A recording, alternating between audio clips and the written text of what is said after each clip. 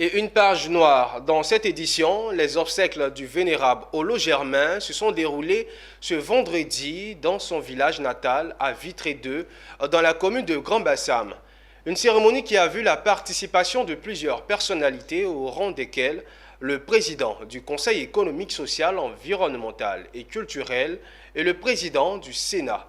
Décédé le 28 décembre 2022 à Istanbul en Turquie de suite de maladie, le vénérable sénateur repose désormais auprès des siens à Vitré 2. Les détails avec Pierre Tebeu et Ismaël Doza.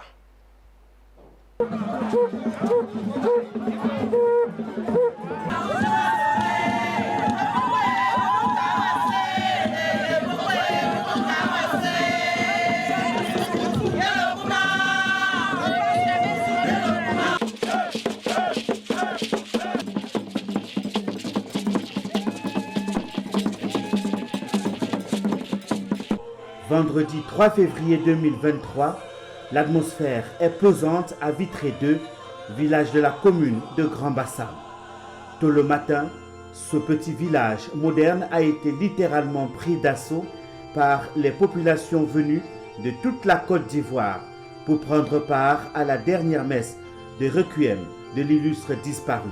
Le vice-président du Sénat ivoirien, l'homme d'affaires, le vénérable Olo Anouman Germain, qui s'est éteint le 28 décembre 2022 à Istanbul, en Turquie.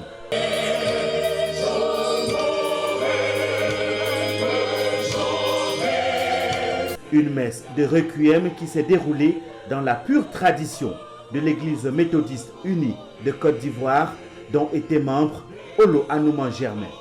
Né le 10 mai 1951 à Grand Bassam, père de 7 enfants, il est décédé le 28 décembre. Dans cette communauté religieuse, il était connu comme prédicateur laïc zélé pour la parole de Dieu. Olo Anouman Germain, homme de foi, a déplacé tous les officiels de cette communauté religieuse à cette messe. L'Église est un grand homme de foi, un homme de libéralité, un homme d'amour et un homme de vertu. Olo Anouman Germain était un ingénieur génie civil à succès avec ses sociétés du groupe Fedel Invest qui comprend le cabinet ICI Côte d'Ivoire, les complexes hôteliers Ensa Hôtel, Manchamp Hôtel et Manfouet Hôtel. Des grandes écoles telles que l'école hôtelière de Bassam, la Polytech d'Abidjan ex-Esti et IRMA de Grand Bassam. À ces sociétés, il faut ajouter les jardins du rail au plateau.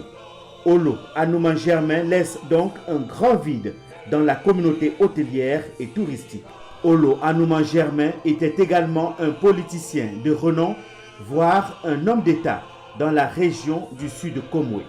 Il aura marqué la vie politique des décennies durant avec le PDCI RDA et aujourd'hui le RHDP.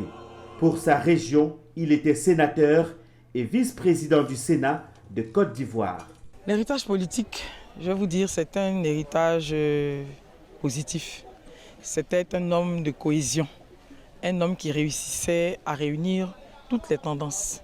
Olo Anouman Germain avait certes la tête dans le modernisme avec sa vision de projet de développement et ses réalisations, mais l'homme avait les pieds bien ancrés dans la tradition bétibé.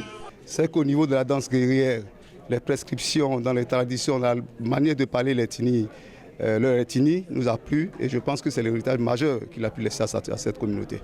Il est 14h ce vendredi 3 février 2023. L'heure est à l'ultime séparation. Tous les témoins de ce dernier au revoir s'ébranlent vers le cimetière du village Vitré 2, dernière demeure de Olo Anouman Germain.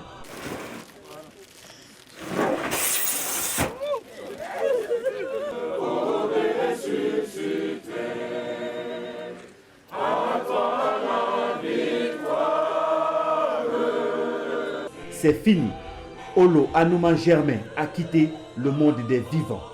Mais il laisse derrière lui sa veuve Honorine Nazert et 7 merveilleux enfants. Mon père représentait pour nous, tous les enfants, un baobab, un repère, une boussole. Parce que son esprit demeure en nous. Ses valeurs, ses idées, sa vision de la vie sa vision de l'homme, sa vision des affaires, de la politique, du management de l'homme demeure en nous. Donc je crois que après Olo, il y aura des Olo. Olo, Anouman Germain, 1951-2022 s'en est allé. À Grand Bassam, comme partout en Côte d'Ivoire, tous partagent la même certitude. L'homme aura vécu utile.